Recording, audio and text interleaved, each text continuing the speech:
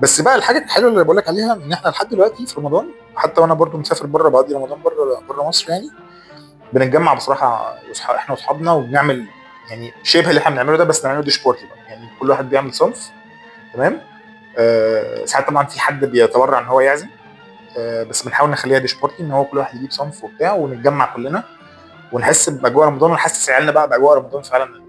ده مهم قوي. فدي حاجه الوحيده الحمد لله اللي لسه ما اتغيرتش لحد دلوقتي في رمضان انا من برضه زمان. عشان احنا في بيت عيله يعني، مم. فامي ربنا يديها الصحه رمضان كله البيت كله بيفطر معاها. مم. ولادي دلوقتي لما جزء من احتفالهم برمضان، لانه انا لحد دلوقتي بقول لهم فوانيس، مش فوانيس بجيب اللي هي على فوانيس شكل بس. حاجه. فانوس. لا فانوس. فانوس عامل فيها كرومب والعبط ده، لا. فاكس. بس خلاص بيقولوا الموضه لي دي هم خلصت اصلا. مبسوطين عشان هينزلوا نفطر كلنا مع بعض. بس هو موضه اصلا فوانيس الكرومب والحاجات دي خلصت اصلا يعني كانت هي حاجه خلصت. يعني ايه القرف ده؟ رجعت الناس تبيع فوانيس عاديه خالص. هو كانت الفانوس هو الصاج فانوس. كده الجميل. فانوس هو شكله فانوس يا جماعه، فانوس رمضان اسمه فانوس رمضان. مشكلتي بس ان ما بقاش بشمعة طبعا، بقى بنور، والتسجيل اللي فيه صيني، يعني اللي مسجلين الناس بتجيبه من غير تسجيل اصلا، هو عادي بتجيب اللي هو فيشه عاديه خالص. واحد ده كهربائي في عاملها البيت. الكبير ده. لا انا بكلم على بتاع العيال اللي هو يتحركوا بيه. بتلاقي بقى وحوي ايه ده؟ بس لسه الجو موجود الحمد لله. يعني لم نفقده يعني. وفي اغلب المناطق بيبقى فيها زينه في الشوارع. كانت زينه الشوارع دي كانت جميله، كنت بس بحب اليوم ده. ورق بيتقصقص. بالظبط. وورق بيلمع بيتقصقص كتير ويتعلق بالعرض وتلاقي فانوس كبير. ولحد دلوقتي انا مثلا بحط في البلكونه زينه اللي هي بالكهرباء. احنا بنحط برضه بلاقي بقى البلكونات اللي حواليا، يعني ده بقى جزء من بريباريشن وثيم رمضان. الناس اللي حوالينا برضه اللي حاطط فانوس كبير، اللي حاطط فانوس على الحيطه. احنا برضه محافظين على العاده دي بصراحه. احنا بنجيب اللي هي الشريط الليد ده، مش ليد، الشريط اللي هو نازل منه اضواء صغيره كده، ده نعلقه برضه ونعمل ونجيب اللي هو الحاجات اللي على شكل الصوان ده. عارف انت المفرش اللي على شكل صوان ده اللي هو بيتحط على البتاع؟ الخياميه. بالظبط. انا عندي بوكس كده في عيد رمضان بنثيم الاوضه كلها. لا بس بصراحه انا مراتي اللي عامله الحاجات دي. هي بتحافظ كل سنه ان هي بتخرب بيتي، لازم اول يوم رمضان تخرب بيتي تروح تشتري حاجات كتير قوي مالهاش لازمه. لا انا مراتي بتشيله في بوكس. ما هي بتشيله بس لا كل سنه عايزه تاني. لا عايزه تاني، تنزل حاجات جديده. ما عندناش الموضوع ده. لا الحمد لله. شكرا ربنا يخليك. شكرا لك، انا ما اقصدش اي حاجه. بره عني. في مسلسلات كده في بالك من وانا صغير، من وانا طفل، رأفت الهجان ده كده وليالي الحلميه. ليالي الحلميه دي بقى كانت التتر بس بتاعها خلاص كده انا بحسها في رمضان. انت كده خلاص بالظبط. بس انت خلي بالك يعني انت مثلا طفولتك من سنه كام مثلا؟ ابتديت توعى من سنه 90 مثلا؟ لا 91. 91 92. فانت حضرت لك 4 اجزاء من ليالي الحلميه، فانت كل سنه في يعني مخيلتك وانت طفل يعني كل رمضان بيجي لك، فانت خلاص بقى مربوط في دماغك ان رمضان هو ليالي الحلميه. امال المال والبنون والمال والبنون كان لا كانت في رمضان. في رمضان كنت بحبها قوي، انا كنت بحبها اكتر من ليالي الحلميه. انا بحب الاثنين بس كانت كئيبه جدا، بس كان ظريف كنت بحبه. كان اسمه حاجه فراويله، فريال فراويله وفريد فراويله. فريد فراويله. فريد فراويله ده تحس الضوء عباس الضوء. عباس الضوء بيقول لا. كان جميل برضه صلاح عبد العزيز. الله يمسيه بالخير. كان كمان بيتنكر بسرعه. جامد جدا. عمرك ما تعرفه. يا نهار اسود. فنان احمد عبد العزيز. كان ايه تاني بقى اللي برضه؟ طبعا الفوازير. ده كده يعني فوازير. نيلي كنا صغيرين قوي. شريهان هي اللي شفتها.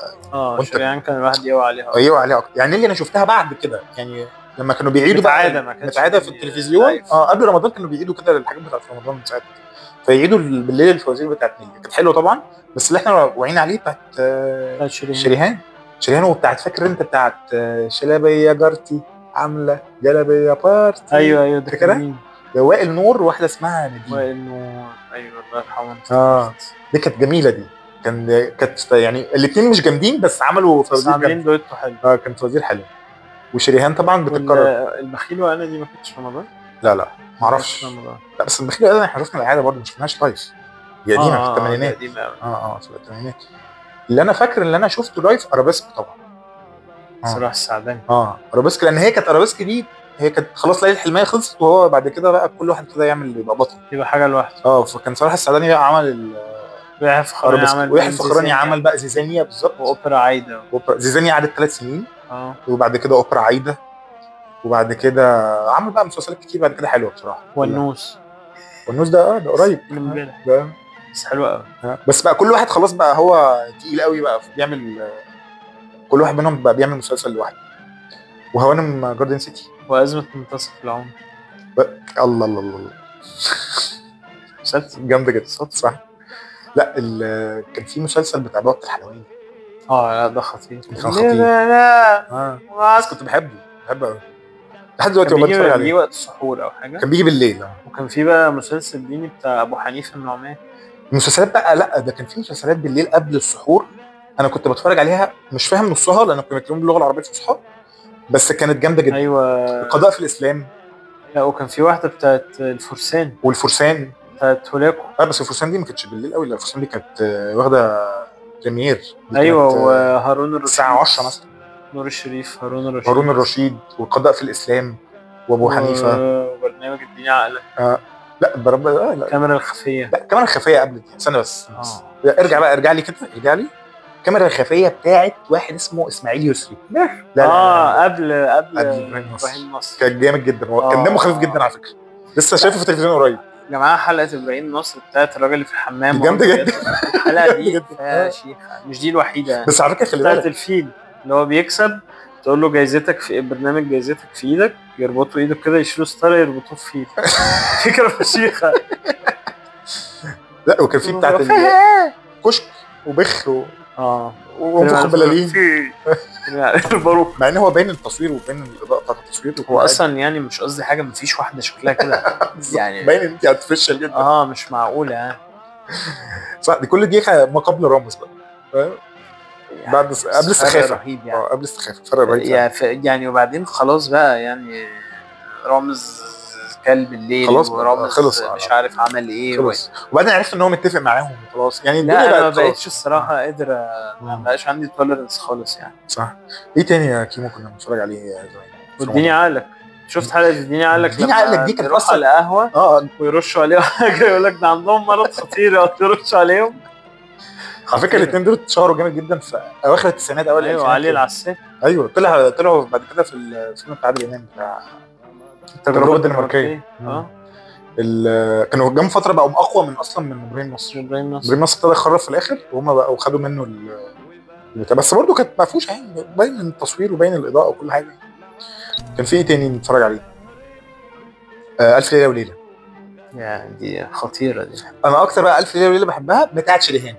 ايوه اللي هي بتاعت هم الثلاثه شريهان، عارفها؟ لسه بتفرج عليها قريب برضه. دي جامده قوي جدا، اللي هو حليمه وكريمه ايوه كانت حلوه قوي. وهات لنا بتاعت زوزو نبيل قلت لك هات لنا شرشوف مش عارف ايه، شرشوف العجل وحبه بركه وحبه ورجل فرخه. ايوه انا شفت المشهد ده جامد جدا. ومشكحنا الطاح اللي معايا ده اسمه مشكحنا الطاح، كان جامد جدا. في برضه تجارب كده بعد كده الالف ليله مش قد كده فاكسانه قوي. حتى لما ابتدوا يعملوها بالجرافيكس بتاع برضه لا مش نفس الكلام تفخم معناها. بالظبط بس يعني خلينا نتفق برضه ان لحد دلوقتي رمضان غير.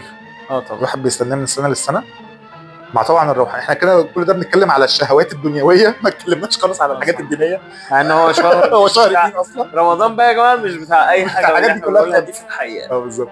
بس دلوقتي انا حاسس ان دلوقتي عندك الفرصه اكتر من زمان. يعني انا زمان وانت صغير كنت ممكن ما تصليش التراويح عشان تقعد تتفرج على مسلسل، لكن دلوقتي انت خلاص هتنزل تصلي التراويح، هتصلي كل الصلوات وتخلص كل العبادات، وعلى بالليل الساعه 12 بالليل تفتح بقى شاهد ولا حاجه تتفرج على كل. هو اصلا لو رمضان كله ربنا كرمك يعني وما اتفرجتش وكملت يعني ملتزم قوي بالظبط، انت بعد رمضان خلص كل حاجه معاك لحد اندلس اللي عايز تتفرج عليه يعني. فدي بقت حاجه يعني احسن شويه دلوقتي في الوقت ده، ان احنا بقى الدنيا سهله مش لازم اتفرج على كل حاجه في رمضان، او ممكن اخلي ساعتين في الاخر اليوم بعد ما اخلص الابلكيشن ونقوم نصلي. يا ريت لو سمحت يا ريت يعني. خلاص رمضان على ابوابه اهو، استعدوا ونشوفكم ان شاء الله بعد رمضان.